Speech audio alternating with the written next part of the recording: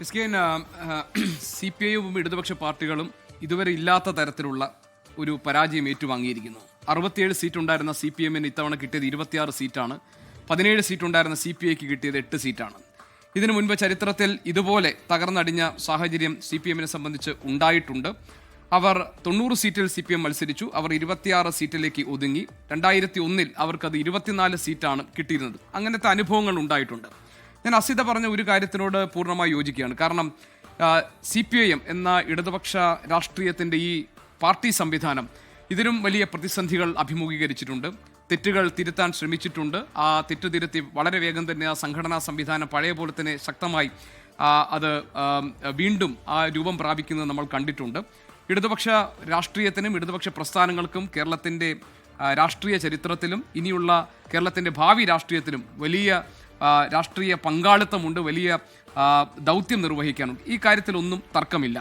പക്ഷേ ഏത് തരത്തിലുള്ള തിരുത്തലിനാണ് ഇടതുപക്ഷ പ്രസ്ഥാനങ്ങൾ തയ്യാറാകുന്നത്? നേതൃത്വം ഈ തുടർഭരണത്തിൽ സംഭവിച്ച വീഴ്ചകളെ എങ്ങനെയാണ് നേതൃത്വം മനസ്സിലാക്കുക? ആഴത്തിലുള്ള പരിശോധന നടത്തും എന്നാണ് സി പി എമ്മിൻ്റെ സംസ്ഥാന സെക്രട്ടറി പറഞ്ഞത്.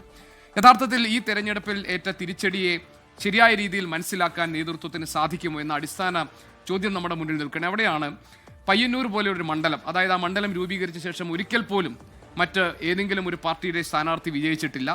അവിടെയാണ് കുഞ്ഞികൃഷ്ണൻ എന്ന പാർട്ടിയിൽ നിന്ന് പോയ ഒരാൾ വിജയിച്ചിരിക്കുന്നത്. ഒരുപക്ഷെ ഈ തെരഞ്ഞെടുപ്പിലെ വിജയം നോക്കുമ്പോൾ ഏറ്റവും തിളക്കമാർന്ന വിജയം, ഏറ്റവും അപ്രതീക്ഷിതമായ വിജയം സംഭവിച്ചിരിക്കുന്ന പയ്യന്നൂരിലാണ്.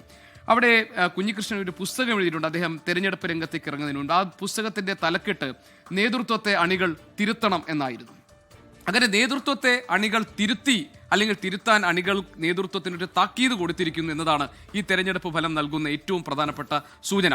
കാരണം ന്യൂനപക്ഷ വോട്ടുകളുടെ ഏകീകരണമൊക്കെ മറുഭാഗത്തുണ്ടായി എന്നൊക്കെ പറയുമ്പോൾ പാർട്ടിക്കാർ തന്നെ പാർട്ടിയുടെ കോട്ടകളിൽ പാർട്ടി സ്ഥാനാർത്ഥികളെ തോൽപ്പിച്ചു എന്നതാണ്. അപ്പോൾ അതിൻ്റെ ഗൗരവം എത്രത്തോളം സി പി എമ്മിൻ്റെ നേതൃത്വം മനസ്സിലാക്കുന്നുണ്ട്, എത്രത്തോളം അവർ മാറ്റത്തിന് തയ്യാറാകും, എത്രത്തോളം ഒരു ആത്മപരിശോധനയ്ക്ക് അവർ തയ്യാറാകും എന്നതിനെ കൂടി ആശ്രയിച്ചായിരിക്കും ഈ പാർട്ടിയുടെ പുനരുജ്ജീവനം സാധ്യമാവുക. ഇതിനു മുൻപും കണ്ടിട്ടുണ്ട്. ഇപ്പോൾ BJP 3 സീറ്റുകൾ BJPക്ക് കിട്ടി. ആ 3 സീറ്റും ഇടതുപക്ഷത്തിൻ്റെ സിറ്റിംഗ് സീറ്റുകളായിരുന്നത് നമ്മൾ ഓർക്കണം. അമ്പലപ്പുഴയിൽ G. സുധാകരൻ പാർട്ടി സംവിധാനം ശരിയായ ദിശയിലല്ല പോകുന്നതെന്ന് ചൂണ്ടിക്കാണിച്ച് ഇറങ്ങിപ്പോന്നപ്പോൾ 27,935 വോട്ടിന്റെ ഭൂരിപക്ഷത്തിനാണ് G. സുധാകരൻ ജയിച്ചത്. സി പി എമ്മിന്റെ സംസ്ഥാന സെക്രട്ടറി MB ഗോവിന്ദന്റെ മണ്ഡലമായ തളിപ്പറമ്പിൽ അദ്ദേഹത്തിന്റെ ഭാര്യ PK ശ്യാമള അവിടുത്തെ അണികളുടെ കീഴ്ഘടകങ്ങളുടെ താല്പര്യത്തിന് വിരുദ്ധമായി അവിടെ സ്ഥാനാർത്ഥിയാക്കിയപ്പോൾ അവിടെ നിന്ന് ഇറങ്ങിപ്പോയ TK ഗോവിന്ദൻ 12,551 വോട്ടിനാണ് അവിടെ ജയിച്ചത്. ഇതേ മണ്ഡലത്തിൽ 50 ലക്ഷം, 1.5 ലക്ഷം വോട്ടിന് പേര് ഭൂരിപക്ഷത്തിൽ ജയിച്ച അനുഭവങ്ങൾ ഉണ്ടായിരുന്നു. അതേപോലെ തന്നെ മുഖ്യമന്ത്രി അദ്ദേഹത്തിന്റെ സ്വന്തം മണ്ഡലമായ ധർമ്മടത്തിൽ ആദ്യത്തെ 6 റൗണ്ടിൽ അദ്ദേഹം പിന്നിലായിരുന്നു. 1.5 ലക്ഷം വോട്ടിന് ജയിച്ച മണ്ഡലമാണ്. അവിടെ പിണറായി വിജയൻ ജയിച്ചത് 19,247 വോട്ടിന്റെ ഭൂരിപക്ഷം. ഇതൊക്കെ കാണിക്കുന്നത് പാർട്ടി തിരുത്തേണ്ടതുണ്ട് എന്ന് പാർട്ടിയെ വിശ്വസിക്കുന്നവർ, പാർട്ടിയിൽ പ്രതീക്ഷ അർപ്പിക്കുന്ന അണികൾ നേതൃത്വത്തോട് പറയുകയാണ്. ഇത് ചുവരെഴുത്താണ്. ഇത് കൃത്യമായി മനസ്സിലാക്കുകയും നേതൃത്വം അതിനനുസരിച്ച് ഉണർന്ന് പ്രവർത്തിക്കുകയും ജനങ്ങളിൽ നിന്ന് മാറി നിന്നുകൊണ്ടുള്ള ഒരു സൗഭാഗ്യങ്ങളിലേക്കും ഒരു തരത്തിലുള്ള വ്യക്തിയാധിഷ്ഠിതമായ തീരുമാനങ്ങളിലേക്കും പോകരുത് എന്ന് കമ്മ്യൂണിസ്റ്റ് പാർട്ടിയെയും നിലവിലെ നേതൃത്വത്തെയും താക്കീതോടുകൂടി ഓർമ്മപ്പെടുത്തുന്ന ജനവിധിയാണ്. അതുകൊണ്ട് മാറ്റത്തിന് കമ്മ്യൂണിസ്റ്റ് പാർട്ടികൾ തയ്യാറാകണം. CPI-ക്കകത്തും ഇതുപോലെയുള്ള ആലോചനകളും ചോദ്യങ്ങളും ഒക്കെ ഉയർന്നു വരുന്നുണ്ട്. നാളെ നിർണായകമായ യോഗങ്ങൾ നടക്കുകയാണ്. എന്താണ് യഥാർത്ഥത്തിൽ തോൽവിയുടെ കാരണങ്ങൾ? ഭരണ തുടർച്ചയിൽ മതിമറന്നു പോയ ഒരു നേതൃത്വത്തിന് എവിടെയൊക്കെയാണ് അമളികൾ പറ്റിയിട്ടുള്ളത്, എവിടെയൊക്കെയാണ് അവർ സ്വയം സൃഷ്ടിച്ച തെറ്റിദ്ധാരണയുടെ കോട്ടകളിൽ കഴിഞ്ഞു പോയത് എന്ന കാര്യങ്ങളൊക്കെ അവർ പരിശോധിക്കണം. അവിടെയാണ് ജനാധിപത്യ സംവിധാനത്തിനകത്ത് ജനമാണ് രാജാവ് എന്ന കാര്യം അവർ തിരിച്ചറിയുക. അവിടെ AK ആന്റണി, താങ്കൾ നേരത്തെ സൂചിപ്പിച്ചതുപോലെ AK ആന്റണി പറഞ്ഞത് കേരളത്തിന്റെ മണ്ണിൽ ഇടതുപക്ഷ രാഷ്ട്രീയത്തിന് പ്രസക്തിയുണ്ട്.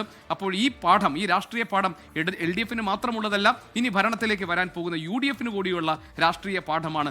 ജനങ്ങളെ മറന്നുകൊണ്ടാകരുത് ഒരു പ്രവർത്തനം. അതുകൊണ്ട് പാർട്ടി നേതൃത്വം തിരുത്തട്ടെ. ഇതിനോടകം തന്നെ ബിനീഷ് കോടിയേരിയുടെ പ്രതികരണം ആദ്യം വന്നു. കോടിയേരി, ഒരേ ഒരു കോടിയേരി എന്ന് പറഞ്ഞ് ഒരു പോസ്റ്റ് വന്നു. VS അച്യുതാനന്ദന്റെ മകൻ V. അരുൺകുമാറിന്റെ പോസ്റ്റ് വന്നിരിക്കുന്നു. P. ജയരാജൻ പറഞ്ഞിരിക്കുന്നു. അപ്പോൾ അണികൾ ഒപ്പം തന്നെ നേതൃത്വത്തിന്റെ ഒരു വിഭാഗം നേതൃത്വത്തിൽ നിന്ന് അകന്നു പോയവരും ഇപ്പോൾ ഈ പാർട്ടിയെ വിമർശിച്ച് രംഗത്ത് വന്നിരിക്കുകയാണ്. അതുകൊണ്ട് ഇത് തെറ്റുതിരുത്താനുള്ള ഏറ്റവും മികച്ച അവസരമാണ്. ആ അവസരം ഫലപ്രദമായി ഉപയോഗിച്ചാൽ ഈ 3 സീറ്റ് എന്ന BJP-യുടെ ഇപ്പോഴത്തെ വിജയത്തെ ഇനി അങ്ങോട്ട് പടരാതിരിക്കാൻ, തടയാൻ ഇടതു മുന്നണിക്ക് രാഷ്ട്രീയമായി സാധിക്കും.